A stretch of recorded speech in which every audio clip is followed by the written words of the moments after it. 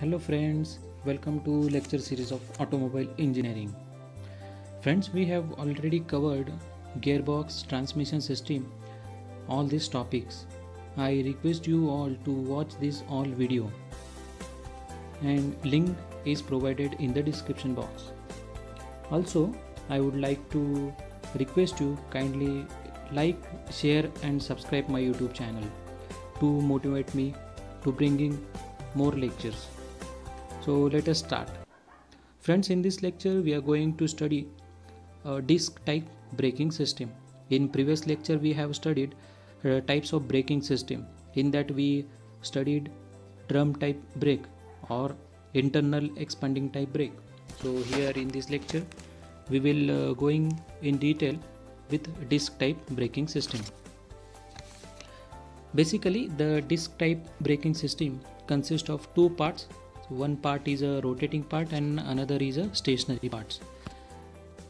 It consists of the cast iron disc which is bolted on a wheel hub. Here is a wheel hub and the cast iron disc which is used to rotate with a wheel hub. Then all these two arrangement is attached on a wheel. So on a wheel hub is attached and wheel hub connected with the rotor. The disc is made up of cast iron.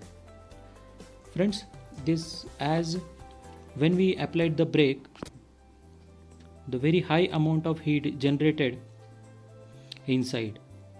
Due to this, efficiency may decrease, and that is why we our task is to reduce the heat.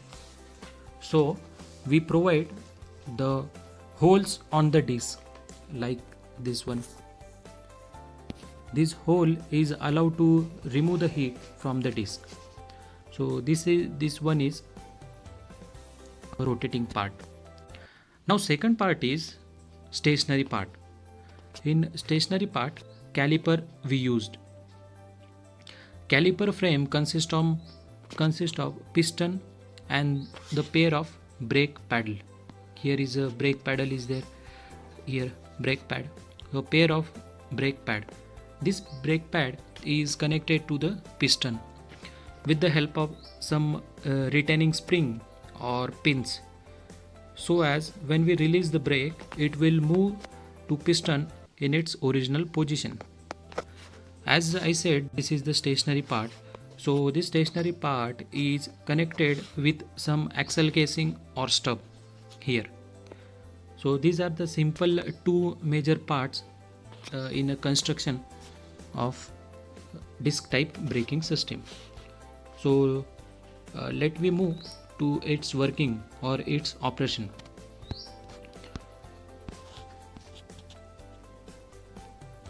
Here you see figure A and figure B. If you clearly observe here, you may observe that when brake is not applied, the rotating part and the stationary part, there is a air gap. Means the wheel is free to move.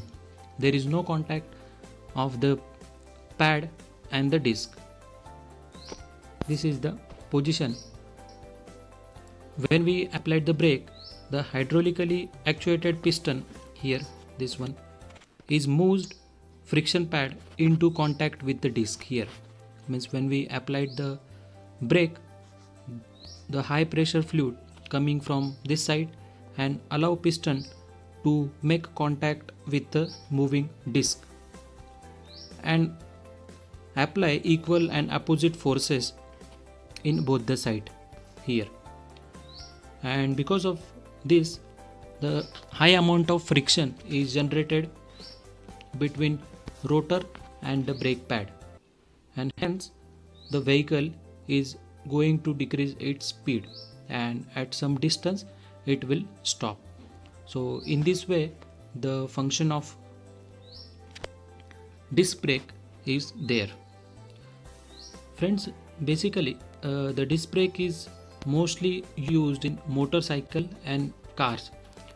Especially you can say that the high speed vehicle is generally used this disc type braking system. This braking system we can either use for one vehicle, one wheel, or sometimes in both the wheels. In case of two-wheeler, we can use this disc type braking system. I hope you understand this simple concept of disc type braking system. Thank you.